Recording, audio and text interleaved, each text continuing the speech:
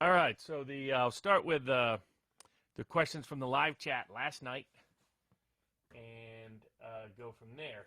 Can you explain the differences between the deep state and the Democrats at this point? Yeah, big difference. So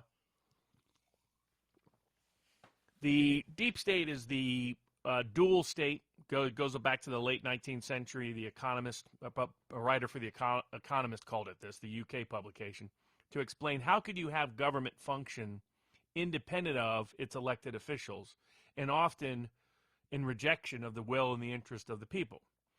And the way that he explained it was the rise of an administrative state, a bureaucracy that was it could be indifferent to elected officials and the populace because its position of power was not dependent upon elected officials or the populace. And thus a dual state existed. Alexander Macoris in our Durand conversation called it a state within a state.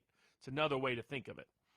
Then you take the dual state apparatus, this administrative state, this bureaucracy that's immune from public pressure because they're not elected officials, they're not directly appointed frequently by elected officials, and consequently, you add to them the power of national security, whether it's in law enforcement, whether it's in the military, whether it's in intelligence, whether it's in diplomacy, whichever aspect of governance it's in. They have institutional government power, cloaked in government power, unique access to resources, and the rest in law enforcement, in military, in intelligence gathering, in surveillance, etc. But they're not themselves elected officials, and often are not appointed by elected officials. So when you take the dual state and you give it that kind of power, the power of surveillance and information in the military and so forth, police power, if you will, in real terms, then you have a deep state, deeply empowered, and deep in the sense of it's kind of shadowy. Peter Dale Scott took the dual state doctrine that had been developed all the way back to the late 19th century. A lot of Germans that fled Germany were trying to understand the rise of fascism in Germany and Italy. They considered it, a big part of it was this deep state apparatus. The Soviet Union and communist governments ended up being taken over by the deep state of their respective countries for the most part, who really ran their countries. And deep state became very influential in America after World War II. They tried after the Civil War. They tried again after World War I. They failed in both efforts to really build an institutionally powerful deep state.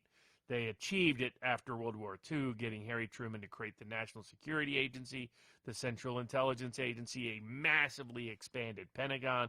Colonel McGregor was talking about this recently, both with Jackson Hinkle and with the Judge Napolitano. I can't get it right. The judge used to be on Fox. About that there's so many generals, and that basically these days American military soldiers exist to give generals jobs, as an example. That's how the deep state gets sort of fat and gluttonous.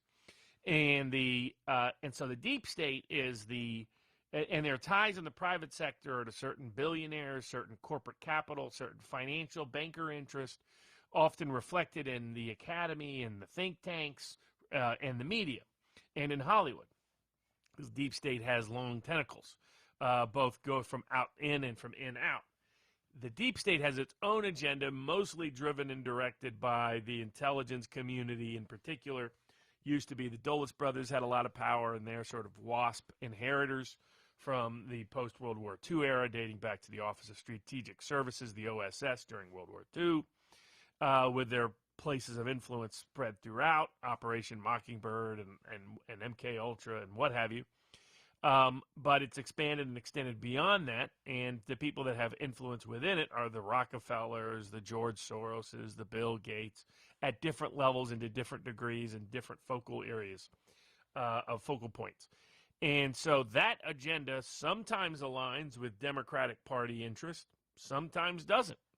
And so their interest is they could care less, to some degree, who wins in 2022. That is of secondary concern. Their primary concern is protecting their institutional interest, and to the degree who runs Congress, who runs the White House, reflects their interest, they care. But they're not driven by that. It's not a partisan interest. in this party or that party. It's their institutional interest being defended and protected and inoculated from public pressure and correction of action. And that's why I say the deep state, this was a deep state operation on a raid on Trump.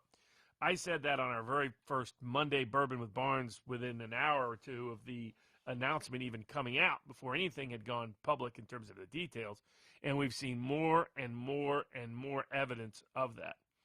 I did an interview with Michael Malice that'll probably be on next week, in part discussing this, going deep into it as well. But basically, it explains how what you have was a sort of group of people. Let me double check and make sure everything's smooth. Yeah, okay, good. That you have the fingerprints that this was a deep state raid was what they were looking for. And by the way, even if the warrant is publicly disclosed, the information that they really wanted, the documents that they really wanted, are likely not present in that warrant. They're not going to seek that. They're going to seek something else in the warrant.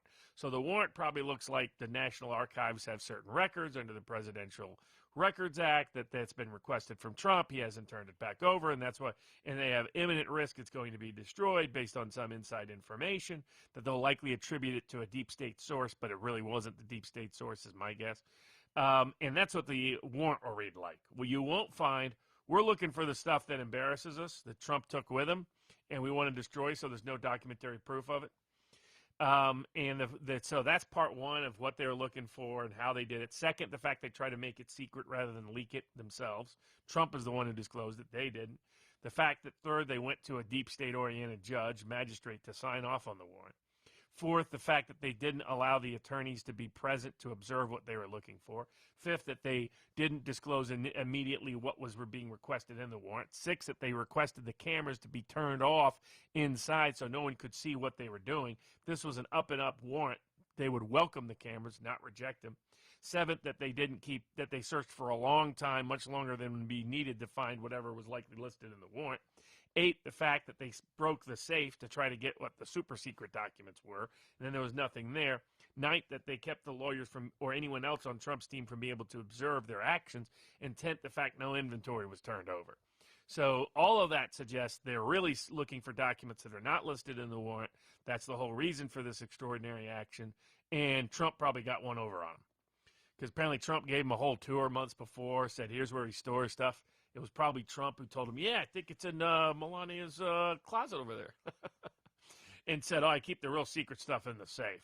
I mean, the fact that there was nothing in the safe, according to public reports, tells you what Trump was probably up to. And so he knew that they would be looking for this, searching for this, got them to take dumb action that would then in turn undermine not only any further investigation of theirs and not achieve the objective of getting the documents they wanted, but also undermine any future indictment out of D.C., undermine any future indictment out of Atlanta, to show those authorities, this is what happens if you come after me. You're going to have massive blowback where your agency's very existence will be at risk.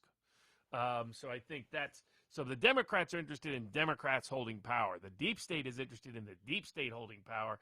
Deep state only cares about the Democrats to the degree they're leveraging it. At times, the deep state was happy to do business with Eisenhower, happy to do business with Nixon, happy to do business with aspects of the Reagan administration, very happy to do business with the Bushes. Happy to do business with Romney, happy to do business with McCain, happy to do business with Ted Cruz, happy to do business with Marco Rubio, happy to do business with a lot of folks, happy to do business with Paul Ryan and Mitch McConnell. So they don't care so much about the Democratic Party being in control. They're more aligned with currently the Democratic Party, but they are not dependent upon the Democratic Party. And that's why there's a gap between the two. Democrats, even though Merrick Garland admitted that he signed off on this, which legally and procedurally he had to do, but he's been a deep state guy as much as he's been a Democrat his whole life. He got elevated to power through the Oklahoma City case. So that's the sort of backstory of what the whole thing is about, in my view. This was a deep state raid, not a Democratic raid, and I think that's what that was about. So that's a question from the live chat last night. I couldn't get into the live chat. I was following it during the show, but I couldn't answer or get engaged because I had two major cases. One major case of a client that has a lot of legal matters that I had to take a deep dive into to really quickly come up with a strategy, and another one Second case, there was a big legal brief due on Friday that required a lot of research and work where they're trying to create special immunity for cops that kill people. And so I had to, do a deep dive into a wide range of topics. So that's why I couldn't